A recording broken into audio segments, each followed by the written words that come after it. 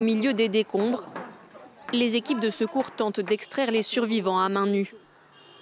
Selon l'agence officielle des rebelles houthis Sabah, des dizaines de migrants résidaient ici dans ce centre de détention de Saada, fief du groupe armé, lorsqu'en plein cœur de la nuit, une frappe aérienne américaine s'est abattue sur le bâtiment.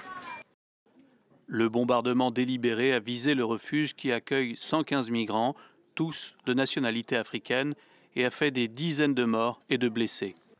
À quelques centaines de kilomètres de là, au nord de la capitale yéménite, des habitations ont aussi été la cible de tirs intenses.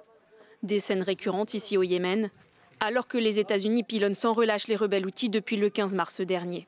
Depuis le début de l'opération Rough Rider, United States Central Command a frappé plus de 800 cibles. Ces frappes ont tué des centaines de combattants houthis et de nombreux leaders houthis. Malgré ces bombardements, les Houthis continuent eux de revendiquer des attaques contre des navires américains et israéliens en mer Rouge, mais dans une moindre mesure. Les tirs de missiles balistiques auraient chuté de 69% selon le commandement central américain. Les rebelles houthis qui contrôlent une grande partie du Yémen en guerre ont commencé à cibler le transport maritime fin 2023, agissant selon eux en solidarité avec la bande de Gaza, au lendemain des premières frappes israéliennes sur le sol palestinien.